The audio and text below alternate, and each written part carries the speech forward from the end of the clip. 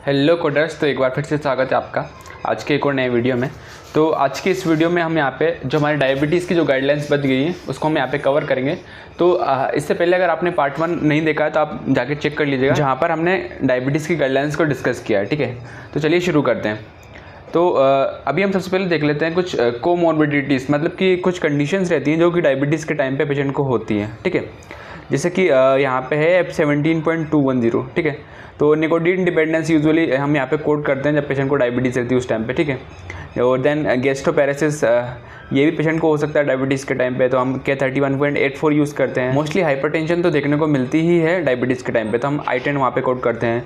Then हमारा hyperlipidemia देखने को मिल सकता है, हाइपोथायरॉयडिज्म देखने को मिल सकता है, या फिर हमारा ओबेसिटी विद डायबिटीज़ हमें देखने को मिल जाती है। ठीक है, तो जब पेशेंट को ओबेसिटी रहती है तब हम ओबेसिटी का कोड तो करते ही हैं, साथ में हम यहाँ पे BMI का कोड भी करते हैं, तो ये आप याद रखिएगा। ठीक है, देन अभी हम देख लेते हैं एडिशनल कोड्स। ठीक है, तो मतलब होता क्या है, जब हम डायबिटीज़ की कोडिंग करते हैं तो उस टाइम पे हम एक कॉम्बिनेशन कोड यूज़ करते हैं डायबिटीज़ की कॉम्प्लिकेशन के साथ में, लेकिन हमें यहाँ पे एक और एडिशनल कोड यहाँ पे करना पड़ता है उस कंडीशन को अच्छे तरीके से एलोबरेट करके यहाँ पे बताने के लिए। जैसे कि पेशेंट को डायबिटीज़ है, उसके साथ में पेशेंट को फूड अल्सर है। ठीक है, तब हम यहाँ पे क्या करते हैं, हम डायबिटीज़ और फूड अल्सर का कॉम्बिनेशन कोड तो यूज़ करते ही हैं, साथ में हम क्या करते हैं, हम जो अल्सर की जो साइड दे के रखी है उसकी डेप्थ क्या है उसका भी हम यहाँ पे सेपरेटली कोड यहाँ पे करते हैं। ठीक है, देन हमारा कॉम्बिनेशन कोड आता है डायबिटीज़ का CKD के साथ में। ठीक है, तो हम डायबिटीज़ और CKD का कॉम्बिनेशन कोड तो यूज़ करते ही हैं, साथ में हम यहाँ पे क्या करते हैं, हम एक और एक्स्ट्रा एडिशनल कोड करते हैं ये बताने के लिए कि जो CKD है उसकी स्टेज कौन सी है। ठीक है,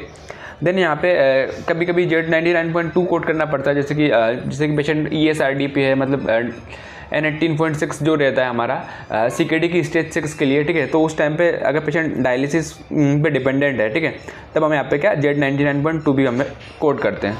तो अभी है ना जो अल्फाबेटिक इंडेक्स है, ठीक है, तो अल्फाबेटिक इंडेक्स में आपको जो मेन कैटेगरी का जो कोड है, मेन कैटेगरी कोड है, ठीक है, उसके नीचे आपको की टर्म्स देखने को मिलते हैं विथ और इन। ठीक है, तो विथ और इन जो आपको की टर्म्स देखने को मिलते हैं, इसका मतलब होता है विथ का मतलब एसोसिएटेड विथ, एंड जो हमारा इन है इसका मतलब है ड्यू टू। ठीक है, तो यहाँ पे क्या कहना चाह रहा है ये गाइडलाइन, तो यहाँ पे जैसे कि डायबिटीज़ है, ठीक है, डायबिटीज़ के नीचे आपको विथ करके जो नीचे जो कंडीशंस देखने को मिल रही हैं, तो इसका मतलब ये है कि जो हमारी ये डायबिटीज़ है उसके साथ में जैसे कि हमारा CKD है, कैटरेक्ट है, ये कंडीशन एसोसिएटेड है। ठीक है, तो अभी गाइडलाइन ये बोलती है कि जो हमारा डायबिटीज़ मतलब जो भी हमारा कैटेगरी कोड है उसके नीचे विथ के नीचे जितनी भी कंडीशंस रहती हैं, ठीक है, उनको हम यहाँ पे है ना हमेशा कॉम्बिनेशन कोड यूज़ करते हैं, चाहे भले यहाँ पे जो हमारा सिनेरियो है उसमें लिखा ना हो कि ये जो दोनों कंडीशन है वो एक दूसरे से एसोसिएटेड है या नहीं है। ठीक है, जैसे कि पेशेंट को डायबिटीज़ है और पेशेंट को CKD भी है। ठीक है, और यहाँ पे ऐसा कुछ मेंशन नहीं किया गया है कि जो उसका CKD है वो उसको डायबिटीज़ की वजह से, फिर भी हम यहाँ पे क्या डायबिटीज़ और CKD का यहाँ पे कॉम्बिनेशन कोड यूज़ करते हैं। ठीक है, तो जो हमारा विथ के नीचे जितने भी कंडीशंस रहती हैं, ठीक है, तो उनको हम यहाँ पे है ना अज्यूम करते हैं कि ये हमारी एसोसिएटेड कंडीशन है। और यहाँ पे जैसे कि दिया हो मेन जो हमारी कैटेगरी कोड है उसके साथ में इन लिखा हो, ठीक है, तो इनका मतलब हमें यहाँ पे क्या समझना है, इनका मतलब है ड्यू टू, मतलब कि ये जो कंडीशन है वो इस कंडीशन की वजह से अगर होती है तब हमें यहाँ पे ऐसा है उसका कॉम्बिनेशन कोड यहाँ पे यूज़ करना है।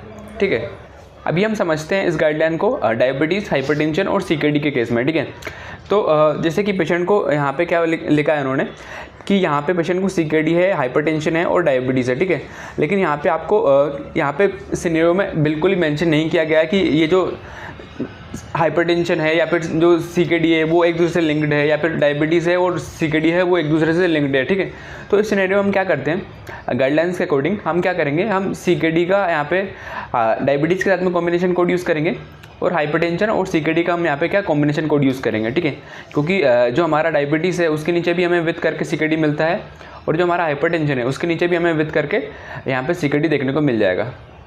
ऐसे अगर हमारे पास यहाँ पे डायबिटीज़ मेलाइटिस है पेशेंट को, ठीक है, और उसके साथ में उसको पेशेंट को हाइपरटेंसिव CKD है, ठीक है, तब हम यहाँ पे क्या, और यहाँ पे उन्होंने बताया कि यहाँ पे और कुछ यहाँ पे ऐसा लिंकेज नहीं बताया गया है कि जो हमारा डायबिटीज़ है और वो जो CKD है वो एक दूसरे से एसोसिएटेड है। ठीक है, तब इस सिनेरियो में हम क्या करेंगे, हम यहाँ पे डायबिटीज़ का तो प्लेन कोड यूज़ करेंगे, लेकिन जो हमारा हाइपरटेंशन और CKD है इसका हम यहाँ पे कॉम्बिनेशन कोड यूज़ करेंगे। क्यों? क्योंकि यहाँ पे इन्होंने लिखा है कि ये हाइपरटेंसिव CKD है, कि मतलब जो उसको CKD है वो हाइपरटेंशन की वजह से है, ठीक है, ना कि हमारा डायबिटीज़ की वजह से। ठीक है, देन हमारा यहाँ पे लास्ट सिनेरियो है जैसे कि पेशेंट को हाइपरटेंशन है, ठीक है, और उसके साथ में उसको डायबिटिक सीकेडी है, ठीक है। और यहाँ पे इन्होंने आगे सिनेरियो में ऐसा कहीं भी मेंशन नहीं है कि जो उसको हाइपरटेंशन है और जो उसको सीकेडी है वो एक दूसरे से एसोसिएटेड है, ठीक है। तब हम क्या करते हैं, हम यहाँ पे हाइपरटेंशन का कोड करते हैं और हमारा जो डायबिटीज़ और सीकेडी है इसका हम यहाँ पे कॉम्बिनेशन कोड यहाँ पे यूज़ करते हैं, ठीक है। तो चलिए यहाँ पे एक सिनेरियो से हम समझ लेते हैं कि कैसे हमें यहाँ पे कोडिंग करनी है, ठीक है। तो यहाँ पे एक पेशेंट है 53 ईयर ओल्ड, ठीक है, उसको वो ओबेस मेल है, ठीक है, मतलब उसको ओबेसिटी है, ठीक है, और यहाँ पे उसका BMI इन्होंने देख रखा है 37, ठीक है। Who has uncontrolled type 2 diabetes, ठीक है, तो उसको है ना अनकंट्रोल्ड टाइप 2 डायबिटीज़ है। और यहाँ पे उन्होंने आगे मेंशन किया है कि डायबिटिक सीकेडी है, ठीक है, मतलब उसको डायबिटिक सीकेडी है और यहाँ पे उसका स्टेज देख रखा है स्टेज 2 एंड कंट्रोल हाइपरटेंशन है उसको, ठीक है। तो आगे इन्होंने मेंशन किया है कि ही टेक्स डेली इंसुलिन इंजेक्शन, ठीक है, और यहाँ पे वो डेली इंसुलिन लेता है, ठीक है। तो अभी हमें इस सिनेरियो को यहाँ पे कोड करना है, ठीक है। तो सबसे पहले हम क्या करेंगे, तो अभी इन्होंने मेंशन किया था कि अनकंट्रोल टाइप 2 डायबिटीज़, ठीक है। तो जब अनकंट्रोल टाइप 2 डायबिटीज़ जब रहता है तो हम क्या करते हैं, डायबिटीज़ का और हमारा जो हाइपरग्लाइसेमिया है उसका हम कॉम्बिनेशन कोड यूज़ करते हैं, ठीक है। तो सबसे पहले हम यहाँ पे E11.65 यहाँ पे कोड करेंगे ये बताने के लिए कि पेशेंट को टाइप 2 डायबिटीज़ है विथ हाइपरग्लाइसेमिया के साथ में, ठीक है। देन इन्होंने नेक्स्ट लिखा था कि डायबिटिक सीकेडी है, ठीक है, मतलब कि जो उसको सीकेडी है वो हमारा डायबिटीज़ की वजह से है। तो हम क्या करेंगे, डायबिटीज़ और सीकेडी का यहाँ पे कॉम्बिनेशन कोड यूज़ करेंगे E11.22, ठीक है। देन हमने क्या देखा था कि जबकि डायबिटीज़ और सीकेडी का कॉम्बिनेशन कोड होगा तब हम यहाँ पे एक एडिशनल कोड भी करेंगे ये बताने के लिए कि सीकेडी की स्टेज कौन सी है, ठीक है। तो हमारी यहाँ पे सीकेडी की स्टेज यहाँ पे 2 है, तो हम यहाँ पे N18.2 कोड करेंगे सीकेडी स्टेज 2 के लिए, ठीक है। देन नेक्स्ट क्या है, पेशेंट को हाइपरटेंशन भी है, ठीक है, तो हम यहाँ पर हाइपरटेंशन का यहाँ पे प्लेन कोड यूज़ करेंगे I10 एजेंशियल हाइपरटेंशन, ठीक है। नेक्स्ट क्या इन्होंने आगे मेंशन किया था कि पेशेंट को ओबेसिटी है, ठीक है, ओबेस मैन है, ठीक है। तो अभी क्या देखा था हमने, ये कोमोर्बिडिटी में आता है, मतलब कि ये कंडीशन पेशेंट को यूजुअली रहती है डायबिटीज़ के साथ में, ठीक है। तब हम यहाँ पे क्या ओबेसिटी को कोड करते हैं, तो हम ओबेसिटी को यहाँ पे कोड करेंगे E66.9, ठीक है। देन क्या अभी हमने देखा था कि जब हम ओबेसिटी का कोड करते हैं तब हमें यहाँ पे एक और एक्स्ट्रा कोड करना पड़ता है हमारे BMI के लिए, ठीक है। तो यहाँ पे BMI कितना है 37 है, ठीक है। तो उसके लिए हम यहाँ पे क्या Z68.37 यहाँ पे कोड करेंगे, ठीक है। देन यहाँ पे क्या लास्ट में इन्होंने मेंशन किया था कि ही टेक्स डेली इंसुलिन इंजेक्शन, ठीक है। तो वो यहाँ पे क्या लॉन्ग टर्म में यहाँ पे इंसुलिन का यूज़ भी कर रहा है, ठीक है। तो हम यहाँ पे क्या Z79.4 यूज़ करेंगे हमारे इंसुलिन के लिए, ठीक है। अभी हम यहाँ पे और सिनेरियोज देख लेते हैं। तो यहाँ पे क्या एक पेशेंट है उसको टाइप 1 डायबिटीज़ है, has an active foot ulcer, और साथ में उसको क्या फूट अल्सर है on the bottom of his right foot, ठीक है, उसके राइट फुट के बॉटम पे, ठीक है। तो अभी क्या गाइडलाइन बोलती है, तो हमारा जो डायबिटीज़ रहेगा और फूट अल्सर है, ठीक है, तो हम इसका क्या हम यहाँ पे क्या कॉम्बिनेशन कोड यूज़ करते हैं, ठीक है।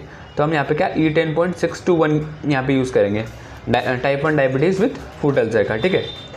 देन क्या अभी क्या बोलते हैं कि जब पेशेंट को अल्सर रहता है, हमने क्या देखा था कि पेशेंट को जब अल्सर रहेगा तो हम क्या करेंगे, अल्सर के लिए हम यहाँ पे सेपरेटली एडिशनल कोड करते हैं, ठीक है। तो यहाँ पे पेशेंट को क्या फूट अल्सर है bottom of his right foot, ठीक है, राइट फुट के बॉटम पे, ठीक है। तो राइट फुट का बॉटम हमारा किस में आएगा, हमारा हील में आएगा, ठीक है। तो हम यहाँ पे क्या L97.411 यहाँ पे कोड करेंगे, non pressure chronic ulcer of right heel, ठीक है। तो यहाँ पे जब डायबिटीज़ के केस में पेशेंट को नॉन प्रेशर अल्सर रहता है उसी के साथ में हमारा यहाँ पे कॉम्बिनेशन कोड यूज़ होता है, ठीक है। प्रेशर अल्सर के साथ में हमारा कॉम्बिनेशन कोड यूज़ नहीं होगा, तो ये आप याद रखिएगा। अभी नेक्स्ट सिनेरियो है, यहाँ पे पेशेंट को टाइप 2 डायबिटीज़ मेलाइटिस है, ठीक है, वो उसको एवेल्युएट किया गया है for chronic diabetic right foot ulcer के लिए, ठीक है, विथ नेक्रोसिस ऑफ मसल, ठीक है। और यहाँ पे उन्होंने आगे मेंशन किया कि पेशेंट टेक्स इंसुलिन डेली, ठीक है, और पेशेंट जो है डेली इंसुलिन यहाँ पे ले रहा है, ठीक है। तो पेशेंट को टाइप 2 डायबिटीज़ है, ठीक है, और यहाँ पे क्या उसको डायबिटिक राइट फुट अल्सर भी है, ठीक है। तो सबसे पहले हम क्या करेंगे, यहाँ पे डायबिटीज़ और जो हमारा फुट अल्सर है उसका हम यहाँ पे कॉम्बिनेशन कोड यूज़ करेंगे। तो हम यहाँ पे E11.621 यहाँ पे कोड करेंगे, ठीक है।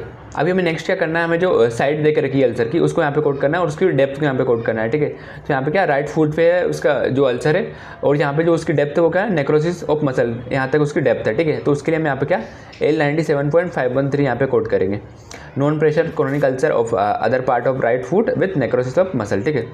देन लास्ट में क्या वो यहाँ पे इंसुलिन का यूज़ भी कर रहा था डेली, ठीक है। तो उसके लिए हम यहाँ पे क्या Z79.4 यूज़ करेंगे हमारा long term use of insulin के लिए। अभी हम नेक्स्ट सिनेरियो देख लेते हैं। तो यहाँ पर पेशेंट है विद टाइप 2 डायबिटीज़ मेलाइटिस, वो डायग्नोस्ड हुआ है किससे, विद रेटिनोपैथी से, ठीक है, इंक्लूडिंग बायलेटरल मैक्युलर एडिमा, ये भी है उसको, ठीक है। Then patient diabetes is not control, और उन्होंने लास्ट में मेंशन किया कि पेशेंट की जो डायबिटीज़ है वो नॉट कंट्रोल्ड है, मतलब अनकंट्रोल्ड डायबिटीज़ है यहाँ पे पेशेंट को, ठीक है। तो अभी हमने क्या देखा है, जैसे कि अभी यहाँ पे पेशेंट को डायबिटीज़ है, ठीक है, और उसको क्या रेटिनोपैथी है, ठीक है। तो अगर आप यहाँ पे अल्फाबेटिक इंडेक्स में चेक करोगे तो रेटिनोपैथी और हमें यहाँ पे ना डायबिटीज़ का कॉम्बिनेशन कोड देखने को मिलता है, ठीक है, और यहाँ पे साथ में उसको क्या मैकुलर एडिमा भी है, ठीक है। तो ये हमें यहाँ पे ना डायबिटीज़, रेटिनोपैथी और मैकुलर एडिमा का यहाँ पे हमें कॉम्बिनेशन कोड देखने को मिल जाएगा। तो हम तीनों का एक कॉम्बिनेशन कोड यूज़ करेंगे, E11.311, type 2 diabetes retinopathy with macular oedema, ठीक है।